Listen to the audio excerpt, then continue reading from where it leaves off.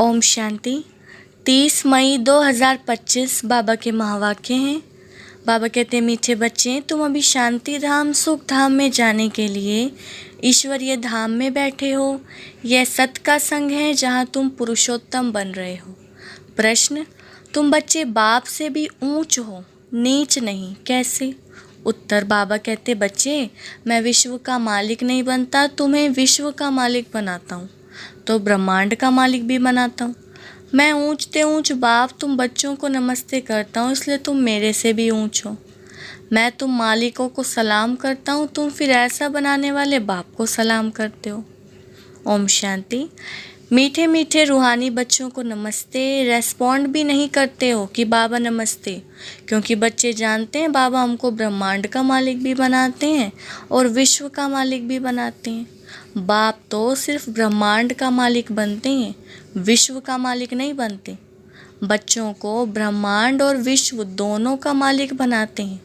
तो बताओ, बड़ा कौन ठहरा? बच्चे बड़े ठहरे ना, इसलिए बच्चे फिर नमस्ते करते हैं।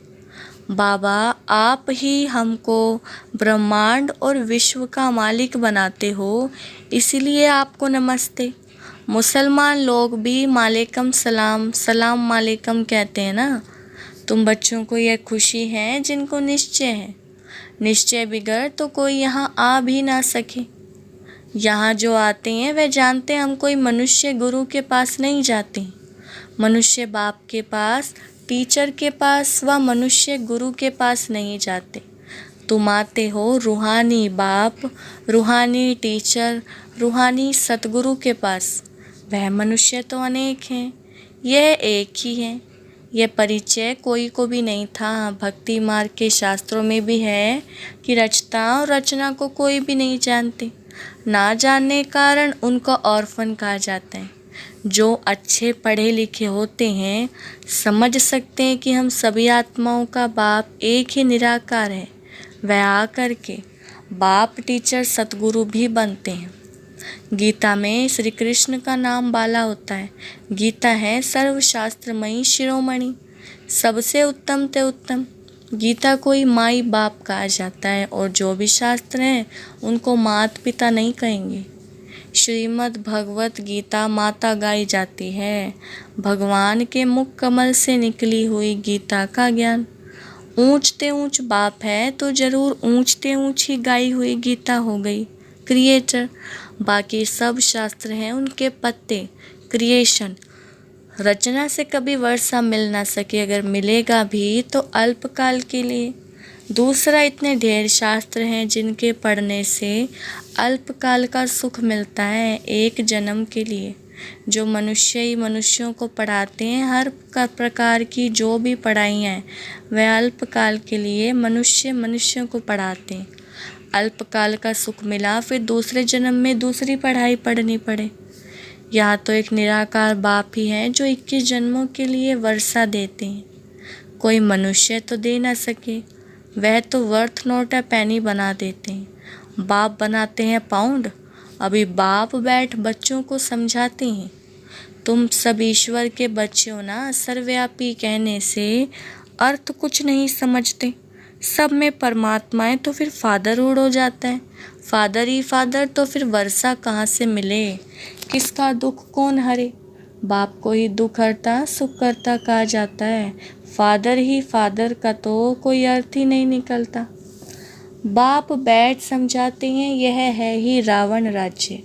यह भी ड्रामा में नूंद है, इसलिए चित्रों में भी क्लियर कर दिखाया है। तुम बच्चों की बुद्धि में है हम पुरुषोत्तम संगम युग पर हैं। बाप पुरुषोत्तम बनाने आए हुए हैं। जैसे बैरिस्ट्री, डॉक्टरी आदि पढ़ते हैं, जिससे मर्तबा पाते हैं, समझते हैं इस पढ़ाई से हम फलाना बनूंगा। यहाँ तुम सत्य के संग में बैठे हो, जिससे तुम सुख धाम में जाते हो। सत्य धाम भी दो हैं, एक सुख धाम, दूसरा शांति धाम है। यह ईश्वर का धाम है। बाप रचता है ना, जो बाप द्वारा समझकर होशियार होते जाते हैं, उनका कर्तव्य है सर्विस करना। बाप कहेंगे तुम अभी समझकर होशियार हुए हो तो शिव के मंदिर में जाकर समझाओ। उन्हें बोलो इस पर फल फूल मक्खन घी अक के फूल, गुलाब के फूल वैरायटी क्यों चढ़ाते हो? कृष्ण के मंदिर में अक के फूल नहीं चढ़ाते हैं, वहाँ बहुत अच्छे खुशबूदार फूल ले जाते हैं। शिव के आगे अक के फूल तो गुलाब के फूल भी चढ़ाते हैं। अर्थ तो कोई नहीं जानते। इस समय तुम बच्चों को बाप पढ़ाते हैं, कोई मनुष्य नहीं पढ़ाते।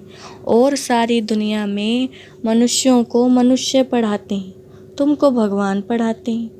कोई मनुष्य को भगवान कदाचित नहीं कहा जाता। लक्ष्मी नारायण को भी भगवान नहीं, उनको देवी देवता कहा जाता है। ब्रह्मा विष्णु शंकर को भी देवता कहेंगे।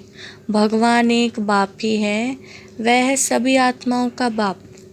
सभी कहते भी हैं हे परमपिता परमात्मा, उनका सच्चा नाम है शिव। और तुम बच्चे हो शालिग्राम। पंडित लोग जब रुद्र यज्ञ रचते हैं तो शिव का बहुत बड़ा लिंग बनाते हैं और शालिग्राम छोटे छोटे बनाते हैं। शालिग्राम कहा जाता है आत्मा को, शिव कहा जाता है परमात्मा को। वह सभी का बाप है, हम सब भाई भाई हैं, कहते भी हैं ब्रदरहुड। बाप के बच्चे हम भाई भाई हैं, फिर भाई बहन कैसे हुए? प्रजापिता ब्रह्मा के मुख से प्रजा रची जाती है, वह हैं ब्राह्मण और ब्राह्मणियाँ। हम प्रजापिता ब्रह्मा की संतान हैं, इसीलिए बीके कहलाते हैं। अच्छा, ब्रह्मा को किसने पैदा किया? भगवान ने। ब्रह्मा विष्णु शंकर यह सब क्रिएशन है। सूक्ष्म वतन की भी रचना हो गई। ब्रह्मा मुख कमल से तुम बच्चे निकले हो, ब्राह्मण ब्राह्मणियाँ कहलाते हो। तुम ब्रह्मा मुख वंशावली एडॉप्टेड हो। प्रजापिता ब्रह्मा बच्चे कैसे पैदा करेंगे? जरूर एडॉप्ट करेंगे। जैसे गुरु के फॉलोअर्स एडॉप्ट होते हैं, उनको कहेंगे शिष्य। तो प्रजापिता ब्रह्मा सारी दुनिया का पिता हो गया, उनको कहा जाता है great great grandfather. Prajapita Brahma तो यहाँ चाहिए ना। सूक्ष्म वतन में भी ब्रह्मा है, नाम गाया हुआ है ब्रह्मा विष्णु शंकर, परंतु सूक्ष्म वतन में प्रजा तो होती नहीं। प्रजापिता ब्रह्मा कौन है, ये सब बातें बाप बैठ समझाते। वह ब्राह्मण लोग भी अपने को ब्रह्मा की औलाद कहते हैं। अब ब्रह्मा कहाँ है? तुम कहेंगे ये बैठे हैं, वह कहेंगे होकर गया। फिर अपने को पुजारी ब्राह्मण कहलाते हैं। अभी तुम तो प्रैक्टिकल में हो। प्रजापिता ब्रह्मा के बच्चे आपस में भाई बहन हो गए। ब्रह्मा को अडॉप्ट किया है शिव बाबा ने। कहते मैं इस बूढ़े तन में प्रवेश कर तुमको राजयोग सिखलाता हूँ।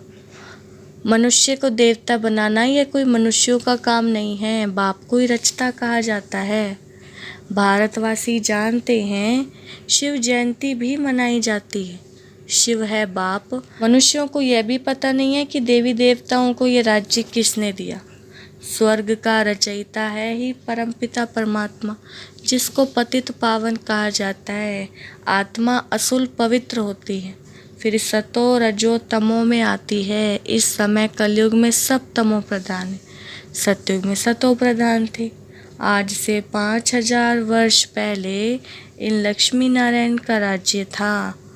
2500 वर्ष देवताओं की डिनाइस्टी चली। पहले इन लक्ष्मी नारायण का राज्य था, उनके बच्चों ने भी राज्य किया ना। Lakshmi Narayan the first the second ऐसे चला आता है। मनुष्यों को इन बातों का कुछ भी पता नहीं है। इस समय है सब तमो प्रधान पतित। यहाँ एक भी मनुष्य पावन हो नहीं सकता। सभी पुकारते हैं हे पतित पावन आओ, तो पतित दुनिया ही हुई ना। इनको ही कलयुग नरक कहा जाता है। नई दुनिया को स्वर्ग पावन दुनिया कहा जाता है। फिर पतित कैसे बने यह कोई नहीं जानते। भारत में एक भी मनुष्य नहीं जो अपने 84 जन्मों को जानता हो। मनुष्य मैक्सिमम 84 जन्म लेते हैं। हम एक जन्म भारत को अविनाशी खंड माना गया है, क्योंकि यहाँ ही शिव बाबा का अवतरण होता है। भारत खंड कभी विनाश नहीं होता है। बाकी जो अनेक खंड हैं वह सब विनाश को पाएंगे। इस समय आदि सनातन देवी देवता धर्म प्राय लोप हो गया है। कोई भी अपने को देवता नहीं कहलाते हैं, क्योंकि देवताएं सतो प्रधान पावन थे। अभी तो सभी पतित पुजारी हैं। यह भी बाप बैठ समझाते हैं। भगवानुवाच है ना, भगवान सभी का बाप है। वह एक ही बार भारत में आते हैं। कब आते हैं? पुरुषोत्तम संगम युग पर। इस संगम युग को ही पुरुषोत्तम कहा जाता है। यह संगम युग है कलयुग से सतयुग, पतित से पावन बनने का। कलयुग में रहते हैं पतित मनुष्य, सतयुग में है पावन देवता, इसलिए इनको पुरुषोत्तम संगम युग कहा जाता है। जबकि बाप आकर पतित से पावन बनाते हैं, तुम आए ही हो मनुष्य से देवता पुरुषोत्तम बनने। मनुष्य तो यह भी नहीं जानते कि हम आत्माएं निर्वाण धाम में रहती हैं। वहाँ से आते हैं पार्ट बजाने। पाइस नाटक की आयु 5000 वर्ष है। हम इस बेहद के नाटक में पार्ट बजाते हैं। इतने सब मनुष्य पार्टधारी है। यह ड्रामा का चक्र फिरता रहता है, कभी बंद होने का नहीं है। पहले पहले इस नाटक में सतयुग में पार्ट बजाने आते हैं देवी देवता, फिर त्रेता में क्षत्रिय। इस नाटक को भी जानना चाहिए ना। यह है ही कांटों का जंगल। सब मनुष्य दुखी हैं। कलयुग के बाद फिर सतयुग आता है। कलयुग में ढेर मनुष्य हैं, सतयुग में कितने होंगे? बहुत थोड़े। आदि सनातन सूर्यवंशी देवी देवताएं ही होंगे। यह पुरानी दुनिया बदलनी है। मनुष्य सृष्टि से फिर देवताओं की सृष्टि होगी। आदि सनातन देवी देवता धर्म था, परंतु अब अपने को देवता कहलाते नहीं, अपने धर्म को ही भूल गए हैं। यह सिर्फ भारतवासी हैं जो अपने धर्म को भूल गए हैं। हिंदुस्तान में रहने के कारण हिंदू धर्म कह देते हैं। देवताएं तो पावन थे, यह हैं पतित, इसलिए अपने को देवता कह नहीं सकते। देवताओं की पूजा करते रहते, अपने को पापी नीच कहते। अब बाप समझाते हैं तुम ही पूज्य थे, फिर तुम ही पुजारी पतित बने हो। हम सो का अर्थ भी समझाया, वह कह देते आत्मा सो परमात्मा। यहाँ झूठा अर्थ है, ये झूठी काया झूठी माया।